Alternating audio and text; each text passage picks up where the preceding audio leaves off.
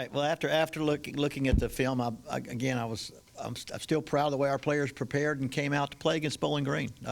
We challenged them to come out there and get after them, and both sides of the ball did exactly that. Up to the last drive of the first half, the defense had held up, I think, second-ranked offense in our conference to 97 total yards and 3 points up until that last drive of the first half. And offensively, we scored the first couple of times. But you got to give Bowling Green credit for being the team that they are. They came back and made adjustments and took control of the ball game and won the football game. That's why they're the number one ranked defense in the conference and number 2 or 3 ranked offense in the conference going into that game.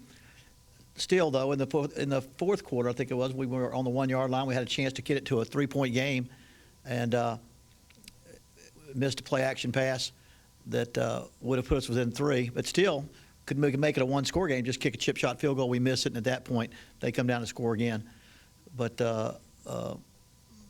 again, you got to give a lot of credit to Bowling Green to come back and finish strong. But the players did the best. We just didn't finish well enough to beat one of the better teams in the conference. And we've had kids have played very hard and have played a very, very difficult schedule against very good teams. And we've had a good practice yesterday and a good one today. So we'll keep on going, and we play an outstanding team next Saturday in Ohio University, who's playing very, very well, one of the best quarterbacks in the conference at least, and maybe the best, him in Northern Illinois, they're at running their offense. They are really great at running their offense. And so it's going to be another challenge for us. Last year we kicked an onside kick to try to have we were 6 points down last year when we played them, and were able to try for an onside kick to get a ball back for maybe a Hail Mary or a late pass. So kids know that we just got to keep going. And they, like I said, they're at times they're a lot more resilient than I am because it wears on you. But they came back, had a great day, have had some great practice. He's getting reps. I don't know till game day what the because there's certain things he can't do. He's able to throw, but when we do any live work or where he might get touched off on, he's not allowed yet to go into that. So it's getting closer. But Kyle Pohl again had another a good football day. Kyle threw 60% to a touchdown pass. Our team had no turnovers. You look it out. The team had no turnovers, only 2 penalties for 10 yards, and those are the kind of things we've been trying to improve upon. The punt team been very good, but we had 2, I wouldn't say disaster, but 2 punts where we used a pooch kick by the quarterback to kick him down deep, and he gets a 1 yard to kick off 1 yard punt instead of having to drive maybe 85 or 90 yards in that last of the first half. They only have to drive 36. And then Kyle shanked one for a 21-yard punt. He's had just a fantastic year. But in a game where every series is important, that led to about a 40-yard drive for a touchdown that might very easily have been a 90-yard drive. But there's so many things that players we're trying to get those players to understand they need to do to win games like this. And one was, let's cut the penalties out. I think we had 60 the first game and down to two penalties. We had 3 last week. And turnovers, we had 0. But of course, Bowling Green had none. They matched us as well. And so they got. I want to say we knocked the ball out of the quarterback's hands 2 or 3 times, and they got all of those back, just like the week before against Louisiana Tech. What are you doing to work with Stein about it? Well, all you can do, is just pat him on the back and encourage him. Right now, because of Matt Gingerich, our other kicker, has had some hamstring troubles and hadn't been able to compete. Robert Stein has the ability. He just got to, he's got to get out of the mist. Keep his confidence up, give him at bats in practice, and then make a decision during the game what to do, because you can't go out there and he's got to go out there. That's a shot he hits every day. It's a chip shot and He's not shanking him. No, he just missed him straight as an arrow. And I wish I could. All we can do is say work from that hash. We continually work from the left hash. It's always the left hash, and we continue to work from it. He did make a long one against Michigan from that side, but also missed 2, and then against La Tech put 1 straight ahead. But like I said, he's a dedicated. He came back this offseason with as much. When I first got to it last year, he could kick it about 42 yards. He made a 52-yarder in the spring game. He works hard in the offseason, and that's a very very lonely position, that kicking position. You got to have a lot of confidence, and then we've got to go out there, and he's got to have his confidence, and hopefully he'll hit one that it'll be there for him. But that's a concern. Is his confidence a problem right now? Is it mental? Well, you'd have to ask any. That's something that's inside of a person. I mean, he comes out, practices, kicks. He made every kick today perfectly, and I mean right down the middle, and in our kicking period, and he doesn't show any lack of confidence. But I'm saying anytime you, I hate to say it, it's kind of like if I play golf and I shank one off the tee box, the next time I put that driver in my hand, there's something goes into my head. Now I have to shake it off, but everybody has to deal with that. Now a kicker can't afford to do it. A quarterback can't afford to lose confidence when he throws an interception, and a kicker can't afford to do that. So I don't know that it's shaking his confidence. I'm just saying you have to keep encouraging him to be assured that he can do it. And then you got to make a decision in a game whether to go for it or kick it and all that. Speaking of that, back to that one punt, Right. in the first half, everybody's talked a lot about, running the ball. That's a point where you're going to get the ball in the second half. Any thoughts at all about just extending that drive? Hey, Fourth and 10. It was fourth. We know if it was 4th and 10. well, it was 4th and 10 at that point, but I think there were a couple passes, maybe 2 passes, if not 3 right before that. That's how we scored. I mean that's. I mean, No, I'm saying that's what we do. We run in, throw, and against Bowling Green. Most of the time against Bowling Green, they're the way their defense sets up. You want to throw it, especially if you're us, throw it more than run it a little bit. You'd like for your runs to make more yards. We ran the ball 25 times. I think our longest run was 11 yards in the second half, and didn't have any breakout runs. But I didn't have any problem. We had just driven down. That was a 62-yard, 12-play drive, and we had mixed it up pretty good in that drive, runs and passes. And so what happened? Well, I don't know what we threw that got us into a 3rd and 10. That's what the problem was. We missed something that led us to get a 3rd and 10. If you reduce that yardage down, you have a better choice. Second half, we missed a 3rd and 1, and we missed a 3rd and 3. We made a 3rd and 1, but we missed a couple of 3rd downs later on. But the Quincy kick, the pooch kick by the quarterback, they had gotten real. They blocked a punt against Tulsa, where their punter, they have a great punt block team, and they got close the previous 2 times. And that little punt quarterback, we did that last year with Dalton. It's almost it works to perfection every day in practice. But anyway, he only in a game that he shanked it. And really, you can't go wrong. If he messes it up, it's supposed to go through the end zone, because it's only on the 35-yard line. What you really want is anywhere between the 20 and the goal line, just kick it out of bounds, and it got cut off the side of his foot. So the 6 sacks in the first half, none in the second. Was that a product of just They made it. They changed. They max protected, and they rolled him out a little bit. They dashed. They baited a couple times. Our pass rusher and got outside 3 times. They broke contain. And then we got Nordley Cappy got banged up and couldn't play as much, and Capone was banged up. We lost a couple people on the front because we lost a couple of people, got banged up in the second half that couldn't play, that were playing really well in the first half. And since you mentioned that C.J. James, it was incredible today. 6 tackles or 8. I wrote it down. No, 8 tackles, 3 sacks, and 3 tackles for loss in one game. But again, what we got in the first series are all those sacks were first half sacks, including 2 of them in that drive that they scored on. But people got banged up a little bit and lost our rotation. Cappy couldn't go, and he's one of probably our best. And then you fatigue a little bit, and you don't get the rotation going. And we could have used it in the second half. But they did a good job of max protecting. Quarterback found his way of scrambling. You get a better feel for it. He was able to scramble 3 times and make big pass plays, scramble out. How are those 2 looking for the upcoming week? They should be going. They should be going. Yeah, for this week. At what point is running game a concern? You went in averaging 111 yards per game. You gained 97 yards net against Bowling Green. Is there a problem you can see there? Well, you want to run. We want to run for more yards. I think we want. We had a problem. Let's just say we've had some designs with our offense that when Kyle sprained his ankle the very first game, and then Hirschman hurt his knee the very second game. We've had to rearrange what we were thinking what we're going to do, because most of the guys, most people in shotgun, if you've seen the teams we played, their quarterbacks are part of that running attack. Now, we were almost. We took a knee and for a -5 yards at the end of the first half that we'd have had over 100, but it was about the same type of rushing. It was a little bit less, but we need to run the ball better. I mean, that's what we talk about. But again, we had to really alter our plans.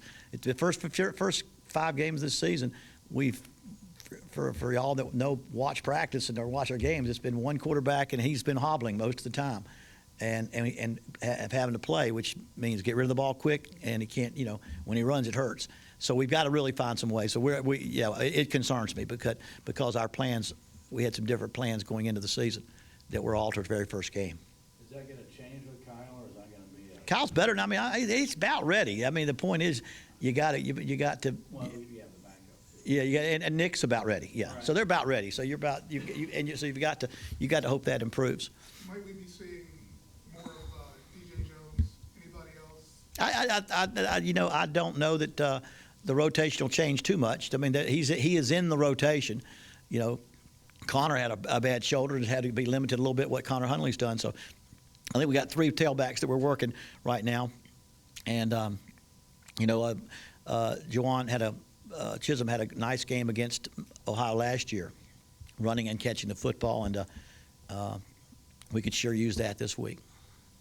How much of what you want to do running-wise, when you're talking about your quarterbacks, you had some designs for them to do some running. How much is that is indicative of how good your quarterbacks are, or what you're lacking at tailback? Well, there's 2 things. One, if you build in what you like, one big run, 50 yards, 40 yards a game, you're sitting at about your average. You should be in the offensive style, about 160, 165 a game, or 70 a game.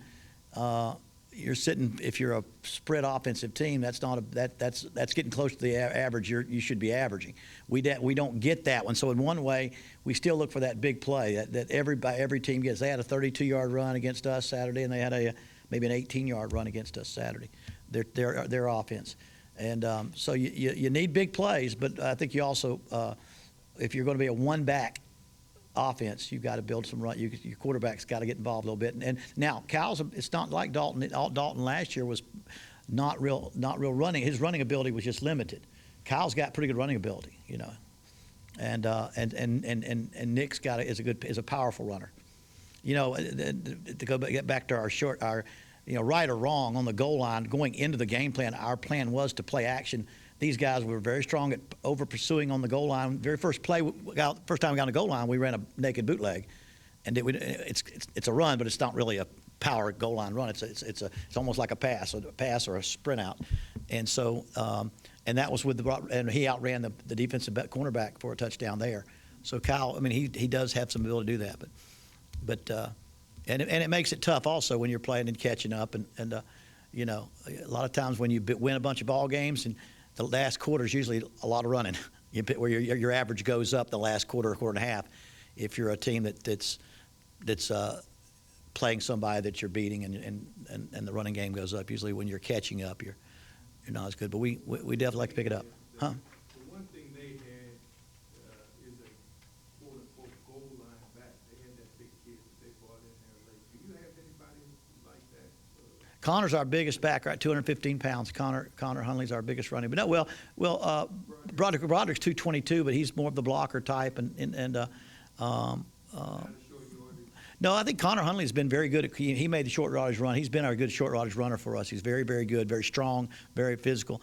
215, their back was not very big. The one that scored was their little one. Yeah, but he brought him into the end of the game. Their star back is Travis Green. He's the one that scored the touchdowns, and they wouldn't. I know he's their best one. But no, we don't have a big power back. If you had your druthers, you wouldn't mind having some power on the goal line. I mean, there's a lot of things we still need to do and develop on this football team. There's a lot of things we still need, and it's a building process, and unfortunately, we played probably the two. Central Florida is probably, along with Louisville, one of the favorites to win their conference, the American Conference. Louisiana Lafayette preseason pick to win their conference. Bowling Green preseason pick to win the Eastern Division. Michigan, an undefeated Big Ten team, and even James Madison is a top 10 team. It's been a tough road. So your weaknesses surely show out when you play that type of schedule. And then Ohio's going to be another tough one, and then Northern Illinois. So we just got to keep pounding and keep trying to do what we do, and build and recruit and develop.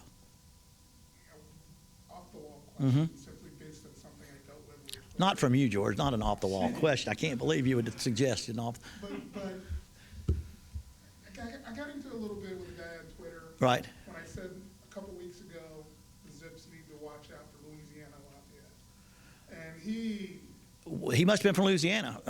no, what I said was they can't, you guys couldn't sleep on it. That's what I said.